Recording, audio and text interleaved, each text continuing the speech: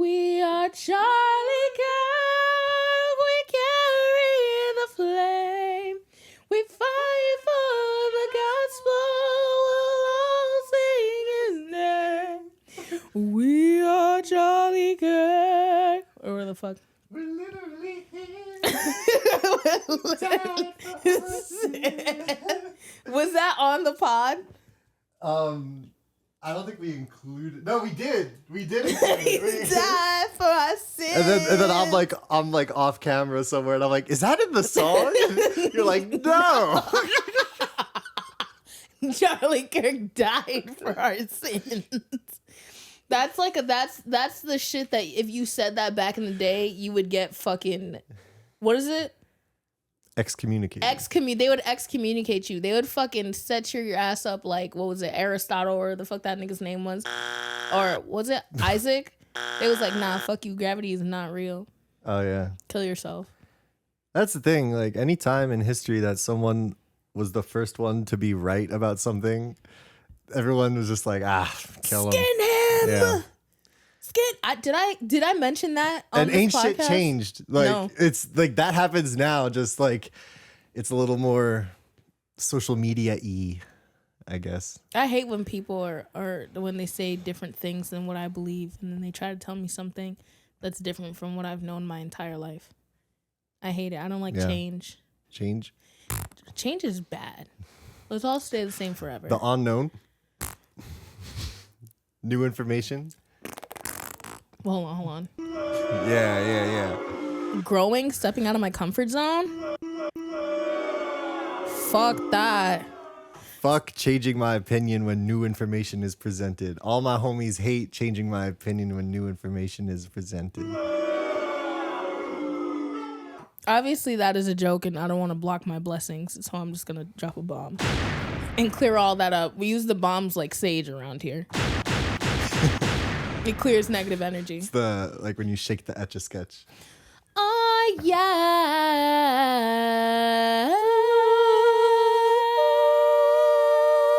That was great. That was a very, very, very, very good harmony. Dare I say one of our best ones. Yeah, we're starting a choir. Yeah. It's a men's choir. All right, good morning.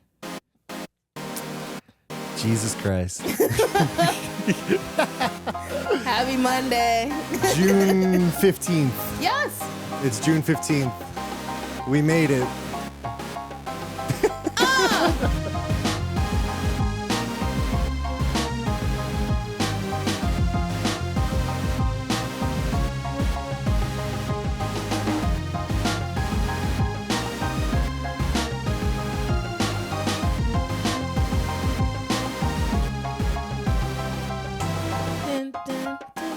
Welcome to the Morning Bleezy.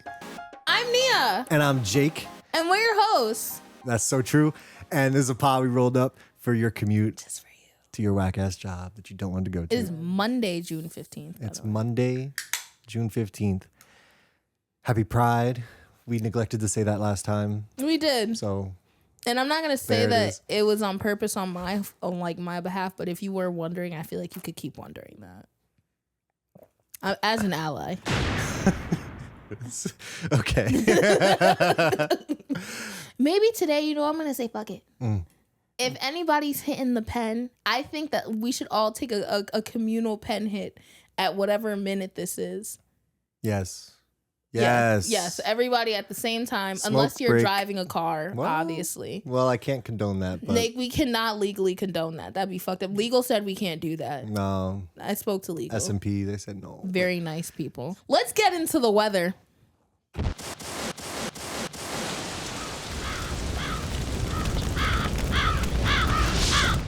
Good morning, you guys. Today we're actually going to give you a very normal weather. No tricks, no gimmicks. This morning you may have noticed that there was a bit of a thunderstorm beginning at approximately midnight and lasting up until maybe about 2 a.m. But fear not, for the rest of the day, it'll be pretty cool. Still a little bit muggy, but that's okay. Just, maybe wear something loose, something like very cotton-esque. So, like, what's the low? The low is actually going to be. Oh, I'm so fucking scared right now. The low for Monday is actually going to be 61. A low of 61 on Monday is actually fantastic and amazing. A nice breath of fresh air from, you know, the feeling that we've been having over this here New York City. So, you know, dress loose. What's the air quality? Oh my fucking God. It's gonna be great because the temperature is gonna be so low. Okay. And it'll be amazing. So, you know, have a great Monday, June 15th, and sun's out, buns out, guys. Now, the high is going to be 77 today. The feels like temperature. If this was really the news, I probably would have shot you. I would have fucking killed you. Okay. You're not scared enough for television. I'd also be a terrible shot. This is why I can't fucking shoot anything at the bonfire. Finally, we're in the hot weather months. It's June. I know you niggas love not wearing clothes, so just go outside and shake something. I know you want to. And I think that we deserve it. We deserve it. If we're heading back into a recession, go outside and go have fun with your friends and go get maybe like a BuzzBall or two, something that's cheap. Start making your own hooch. Who cares about the fucking... We got Nia plugging BuzzBalls on the pod before GTA 6. Which is crazy. He said, go get a BuzzBall or two. That's crazy. They were slandering me in the group chat being like, LMAO, Nia drinks BuzzBalls. And then I had never drank one really before. I mean, I had one, but that was in Texas and that doesn't count. But then ever since then, I've been fucking up a BuzzBall or two. You did drink one on the train like 2 weeks ago. But that's because they called me pussy. Niggas called me pussy. So it doesn't count. Doesn't count. I have this just came to me. Fresh download, not meditated, but conspiracy. Wrong button. That was a good one though. I still fuck with it. BuzzBalls. Where did they come from? Why? Why are they here? Wow. Did you ever see a few years ago they had Coca-Cola Christmas tree ornament shaped circular bottles of Coke that they were selling? No. It was like a holiday gimmick. It was like a Coke bottle, nothing special about the Coke, but it was in a spherical soda bottle. What if they just made way too many of those and then had to do something with these leftover ball-like containers? That's it. And you think they reuse the container, or do you think it's like expired fucking Coca-Cola that gets you fucked up? No, I'm saying there was a surplus of containers of ball, and then they just found the buzz. Honestly, I was gonna say like BuzzBall is actually made of like the melted fat of people that are on Ozempic. Oh my God. That's what yeah, it where is. do you think it goes? Where do you think it goes? You think they just shit it out? Is that what happens? No, it comes through, it pours out through their skin, and then a person comes in the night, much like the Tooth Fairy, and then wrings it out into a large tub where it then goes to a factory to get fermented. And then we drink that, and it's like a recycle. You know, it's like how they were feeding people to each other. Because energy cannot be created nor destroyed. So you remember the basic. Everyone's on GLP-1s. The golden rule. It all went into the BuzzBalls. It goes into the buzz. It's all connected. That's a much better conspiracy than my conspiracy. It's all connected, though. Great. Yeah. All right. If you remember one thing, commuter, it's all connected. It's all connected. Don't you forget it. Ozempic, BuzzBalls, Trump. Oh. I don't think the Knicks are involved in this. Body parts. What? What's next? Traffic? Yep.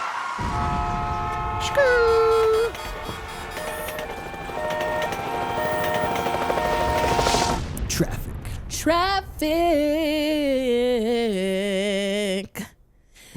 For this episode of Traffic, we're actually gonna pay attention to, you know, those people that are coming over soon. You know who we mean. You know who we're talking about. You know, these people coming from other countries, across our borders, Foreigners. through customs, European. into a hotel. World Cup fans, that's who we're talking about. Keep the foreigner in there. But you guys are coming over here. Welcome. I mean, I don't know. Welcome. What do you think? What do you think?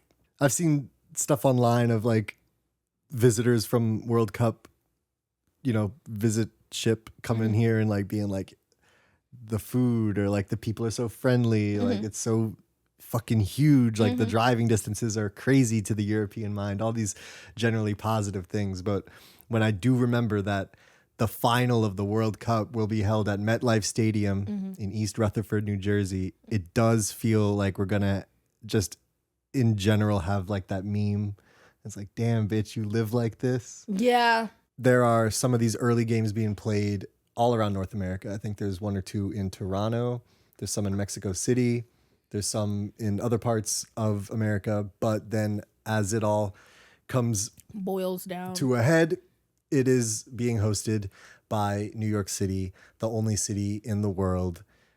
Our mayor Muslim, our bagels Jewish. We got the World Cup. Knicks in 5. Knicks in 5. Et cetera, et cetera. Yeah. Knicks in 5, stay alive, nigga. Fuck's you talking about? We have it's impossible for us to not bring up the Knicks. So let's get these fucking people over with. I hope you guys like paying out the ass for getting to fucking New Jersey from New York. Yeah. I hope you like that. Yeah. How much is it? They were saying that they first proposed that it was fucking $150 for like was it train tickets? For the train tickets from Penn Station to MetLife Stadium. Highway robbery. But you know what? If you got the bread and you want to go see the World Cup, you want to go see the finals, girl, go ahead and do it. But I'm just saying, I can't imagine paying out the ass. First of all, it was $150. Now it's $98 American dollars. The line that directly goes to the parking lot at MetLife Stadium is only active on days that there's events there, concerts, football games, whatever. So you got to go from Penn Station to Secaucus, that's always running, and then from the cock, you get on the MGM MetLife train, and then that's about like 15 minutes. You get right to the parking lot. It's fucking beautiful. I've done it for concerts. I've done it for football, and it's $12.50 round trip. So here come all these foreigners who apparently are willing to put up with ICE at the border and customs and whatnot, and also pay like ridiculous prices for these World Cup tickets. Oh, yeah. And you know that the lodging can't be cheap to be in the tri-state area in this period of this year in the summer in New York. So on top of all that, they probably figured, yeah, fuck it. They'll pay $150 for a round trip on a train that's normally like $13. But there was enough of an outcry that now it's just $98. Only. So go fuck yourself. Only $98. Don't make me start listing shit I could buy with $98. I could buy a half. I could buy a 2018 MacBook Pro refurbished. I could get a lot of things. A lot of things. There's a bus. There's a shuttle bus. You could drive like a fucking weirdo. I wouldn't trust no damn European. You definitely have to pay for parking. Facts. If you do that, and then you can't drink. So that's why I love that there is a train to MetLife Stadium for all the various things I find myself going there for. World Cup not going to be one of them, but I'll be tuning in on TV. I'll say that's New Jersey. Imagine look at that. Drunk European drivers clashing with New Jersey drivers. East Rutherford, New Jersey. Cats and dogs living together. Mass hysteria. Like, I'm just saying. I'm scared. I'm frightened. The Europeans had to be kind of walked through it months ago online when this was first kind of coming to fruition and people were seeing where shit was going with this. That, no, guys, I know it would really make sense, but just because you're staying in a Hilton Garden Inn that's 1.5 miles from the stadium, that in no way means that you can walk there. And you'll die. I make a lot of jokes. That's you. Yeah, that's what would happen. On the highway right outside MetLife Stadium. As much as I clown Europeans and I'd be like, LOL, stupid, I do not want any of you to get hurt. And I am going to say it is a very, very bad idea for you to even attempt to try to do that. I mean, would you cross the Autobahn in Germany because it was across the street from the stadium? I know you fucking wouldn't. Don't do that. Very bad idea. Bad idea. So, stay safe out there. Enjoy your ball or whatever, because that's what you like. Sacré bleu. The European mind simply truly cannot comprehend how hostile it is to pedestrians in America. This is a car country. It really is. And you may think, well, I know that about America, but this is being hosted by New York. But the New York Jets and the New York Giants don't even play in New York. They play in the swamps of New Jersey. And you can't walk there. And you better get used to that smell, baby. And I'm sorry to tell you about that, but I hope they ball enough. They'll ball. I hope there's an exciting tie. Yeah. That you guys will go crazy for. I hope Senegal beats the French. Long live Senegal. Shout out to all my Senegalese niggas. Well, let's get into sports. Let's start talking about the shit that really matters. You've come so far, Nia. Sports! I can't believe Nia Barrow just said she hit the sports button and said, you know what we're talking about. You already know. You know why we're here. So first of all, love that. But what's up, Nia? New York! How are we feeling tonight, nigga? I feel like Funk Flex.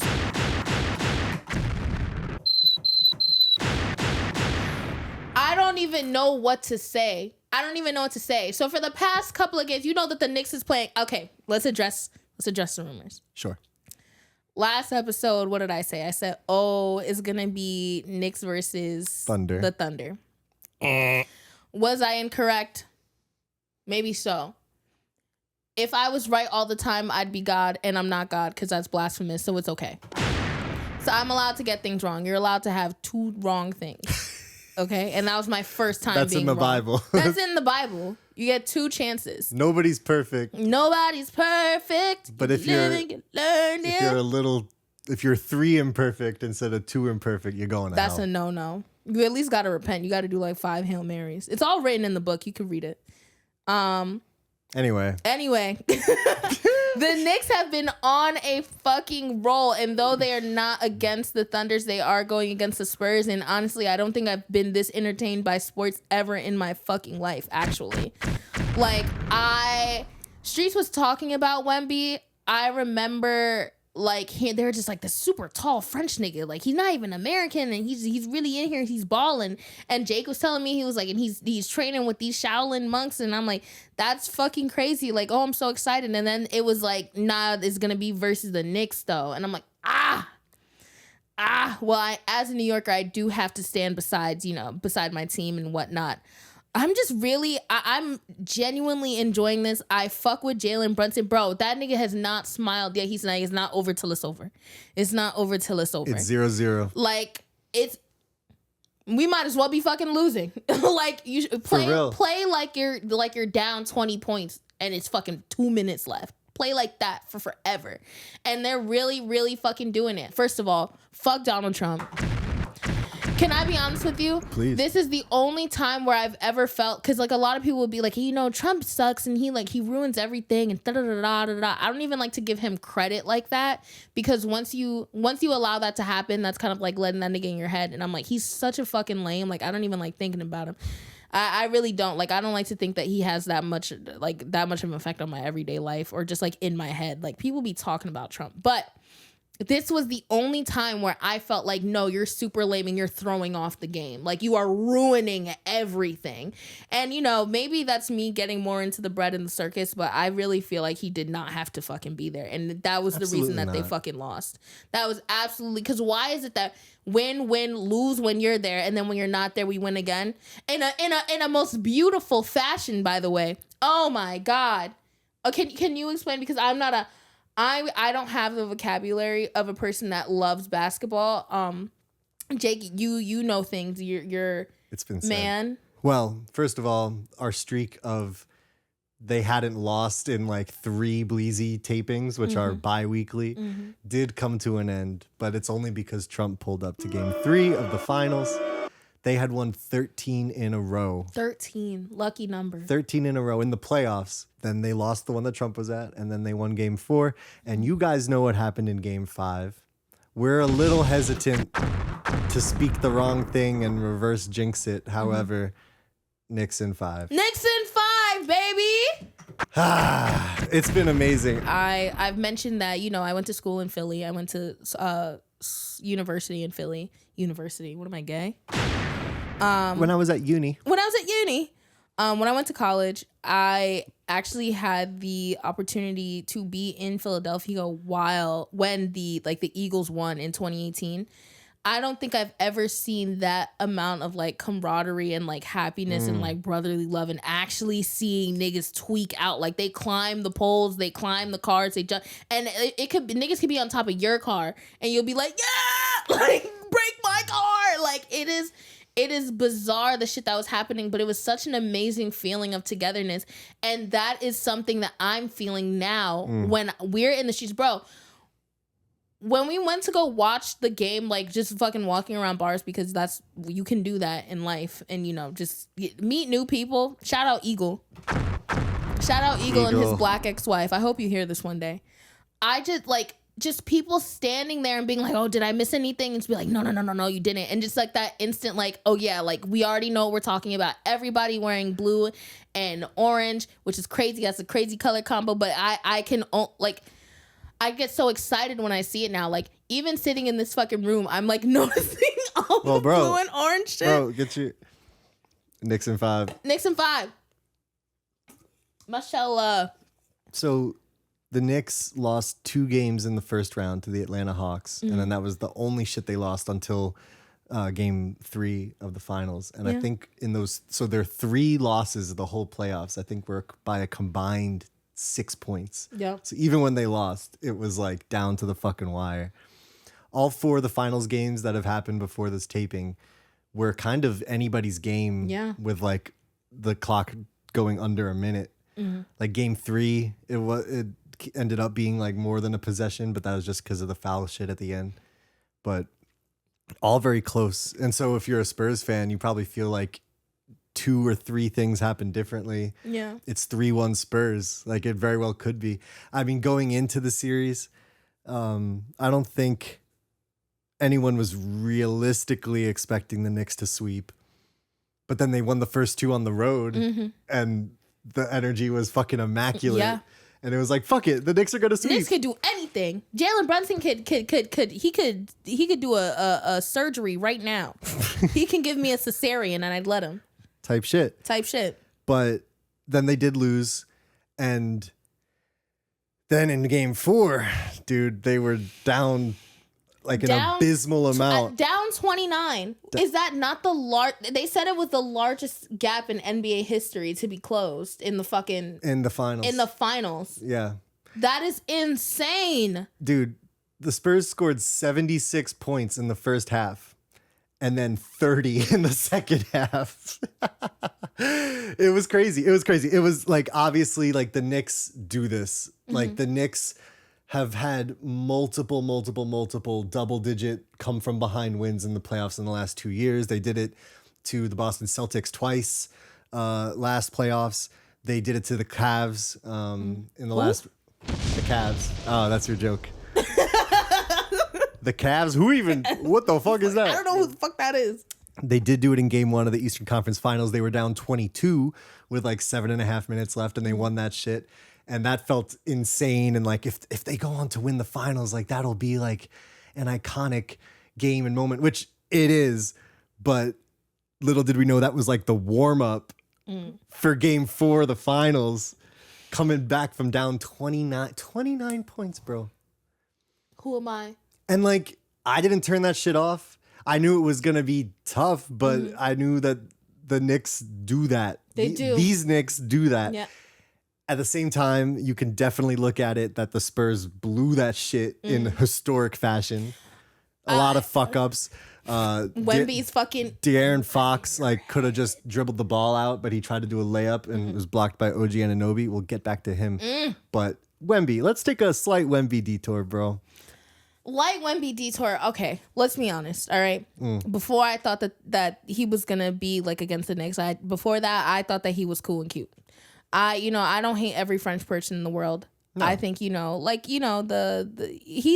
nice. Like it's very intriguing that, he was like, I have to make sure that my body is great and my mind is great. So I'm going to go train with some monks. I thought that was very interesting. I think it's very interesting that he tall as fuck. That nigga looks like, and I always compare him to like an eldritch being. He is like an eldritch horror.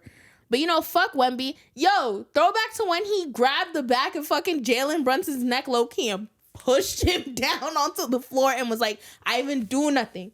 And did they not? They didn't call that, right? No. That's crazy.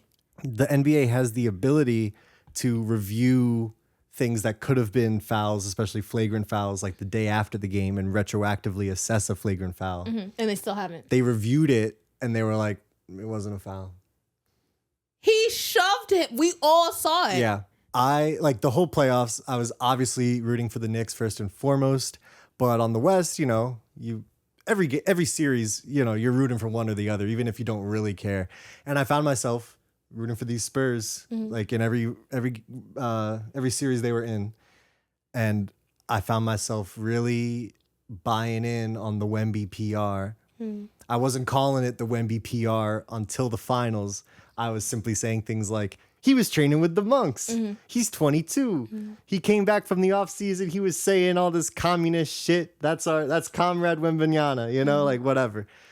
Youthful ignorance. Yeah. And the Spurs, youthful ignorance is a great youthful arrogance even. Because as we've mentioned, Brunson, Hart, Bridges, Anunoby, Cat, any of them at any point in the finals being asked, you just stole this one on the road. You're going back home up 2-0 on the road. You just had the greatest comeback of all time. You're 1 win away from the finals. No matter what the fuck these reporters try to bait them into, it's 0-0. Yeah. And like fresh series, 0-0. Might as well be losing. Like can't count on shit. Not going to smile. Not going to celebrate.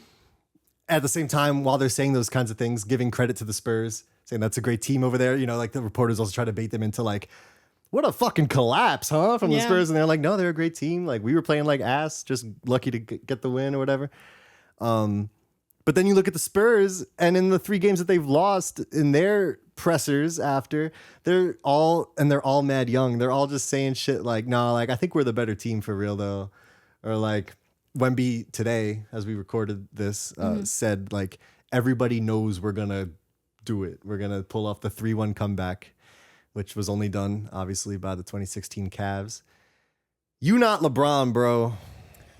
I don't know. That is a strong and like, hold of pride. You have to be kind of delusional and crazy to be an athlete at that level. So I'm not saying that like that's unforgivable. In fact, it's entertaining when these people become sort of gods, like, so like I rock with all that, but just the difference in attitude, like, and that reflects on the coaching. And I'm not a super duper basketball head, but it does seem, and I have absorbed through the internet, that the Spurs coach, Mitch Johnson, that light-skinned demon. I mean, he's terrifying. I mean, he's scary. He's scary. It's the eyes. It's the eyes. You can't be too light-skinned and have too light eyes, bro. Like, you're white passing, but it's off and it's scaring me. You're scaring me. He can be blamed for a lot of the losses in the finals. He should have called timeout. Instead, didn't call timeout in game 2. And that's when Wemby like passed it into the back of Castle and like Brunson got the turnover. Like at any moment that Wemby or any of these other guys on the Spurs have kind of like folded under the lights being too bright or whatever, the Knicks up to the point of this recording have been like laser focused, locked in. Like Brunson saw that pass was about to go into Castle's back, like before Wemby or Castle even knew it. And Brunson got himself in a position to get the ball, get fouled, shoot the free throws, and they won game 2. If you want, and now let's get to it. Let's get to the fucking putback by OG Anunoby. Okay, 29-point comeback. We were watching it here on this very couch. On this very couch, I sat in this very spot. They were losing their minds as the comeback was brewing. I almost cried. And I wanted that for them so bad, but I was being mad, like pessimistic. That's the Jets fan in me. Yeah. That's the tortured sports fan of like, until that shit says 0 on the clock, they didn't call a foul, and you have more number on your score than their number, ain't shit to celebrate. So it was getting mad close. I mean, Brunson hits that 3 to make it like a 1-point game. Brunson gets the layup to put them up by 1. Like it's crazy, but like there's plenty of possibility for the Knicks to do all that and still just barely lose that game. In 5 seconds. And I was saying like, wouldn't Would you rather lose by 29 or come all the way back and then lose? Like, that's almost more torturous, right? Wemby got to shoot 2 free throws, missed them both. Missed both of them. Like, I mean, who really trained with the monks? Because I'm not gonna hold you. Wemby trained with like fake monks, and Brunson, he didn't even tell nobody that he went to the monks. He went to some different type of monks that niggas that you have to find for real. Like, he doesn't know. They said nothing about Shaolin. Or they find you. They find you. Yeah. He was found because he moves. The real monk with such like stoicism. Absolutely. Yeah. The real monk wouldn't be telling you that he went with the monk. No. That's why the Wemby shit I have now is like, that's some PR. Have some humility. As soon as like I had an emotional interest in him not succeeding in this round, bro, he flopping and crying and bitching all the time, bro. Yeah. Yes. Wouldn't you feel better if you earned the championship? What did he even do? Now I want to know what he did with them damn monks, because it seems like you wasted their time. I'm not gonna hold you, because I haven't seen you do nothing monk like. Like, when he's about to shoot his free throws, I feel like you can kind of see him like lock it.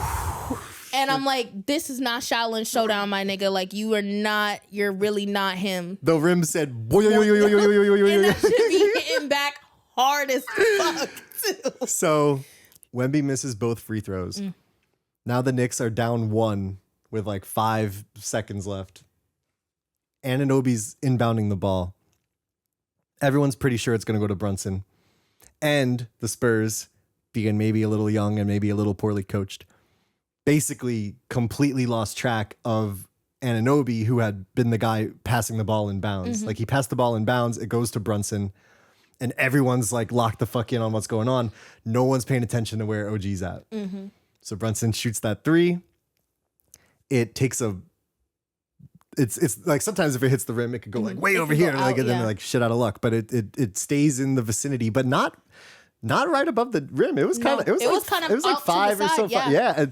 And here comes OG Anunoby, and he just taps it right in. He did the perfect touch on it. Like, it was magical to see. Like, it felt like a deep sigh of relief. Like, we could all actually breathe. It was surreal. Like, it didn't feel real. Like, the odds of that happening, the chances of that happening, I feel like are just so low. And here we are, and we're seeing it. Like, I love it. Like, having faith in the Knicks. Genuinely, have you like ever? That's some very rare thing. Like, a team, like having faith in a team and like knowing that they're gonna win. I love this feeling. And like, shout out OG. Like, you did what you needed to do. You saved that game. You earned that hug, that love from fucking Mariska Hargitay. She raised them boys.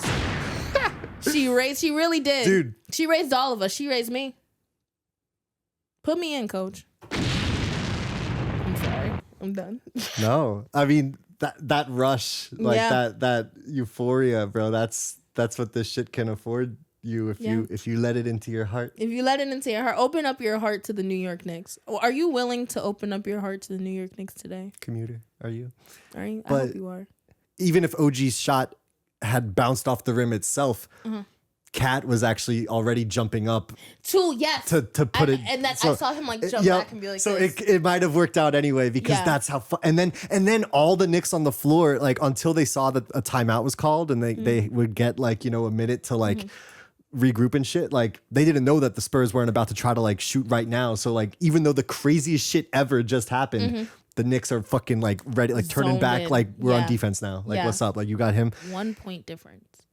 A 1 point difference genuinely made by the tips of people's fingers multiple times. I love watching, especially the playoffs of any sport, even if it's not the teams I give a shit about, because I love the factor of such freak of, like, if it's an outdoor game, if the wind was a little different, if this like these fraction of a millimeter type things drastically change the entire timeline that we live in.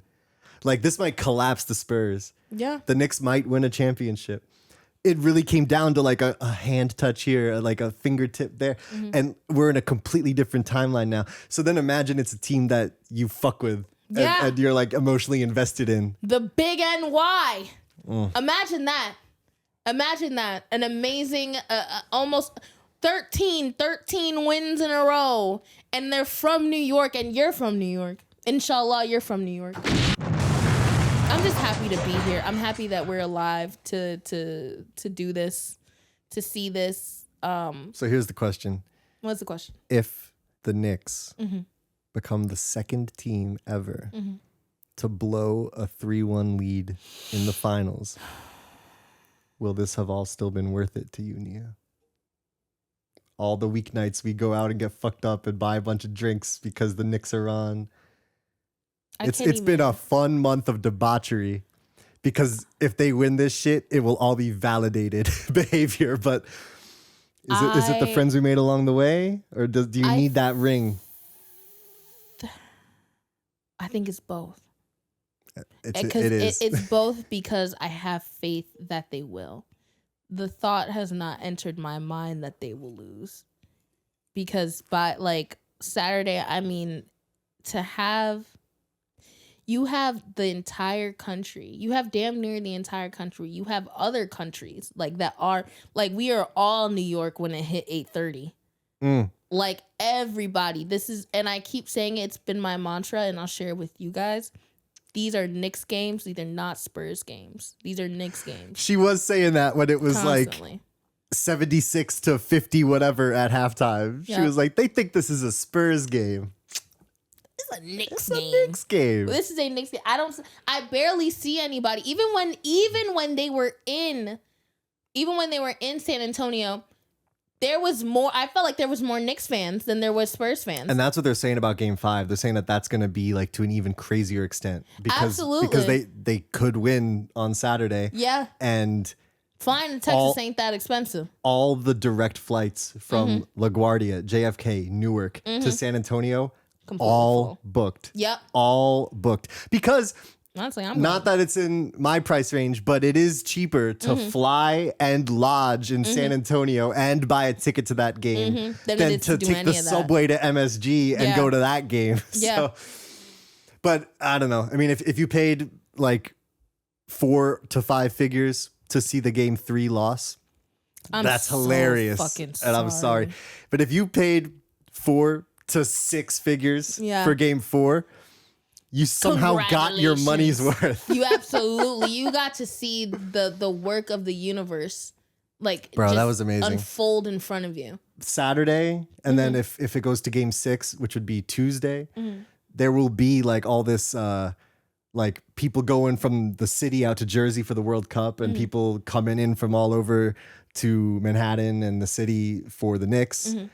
At the same time, this is gonna be a very rowdy. I don't know if you heard that New York is the center of the world. It always has been, but it's especially up right now. And I'm at the center of it. My mayor Muslim, my bagel's Jewish, my Christian Dior. Knicks in 5. I love that. All right, man. I'm so happy. Don't let the Knicks win. You're gonna hear us next time. Yeah. Oh. Even more. I'm gonna come in and my hair is gonna be orange and blue. That's a lie. But I'll do something else. See you guys. Bye.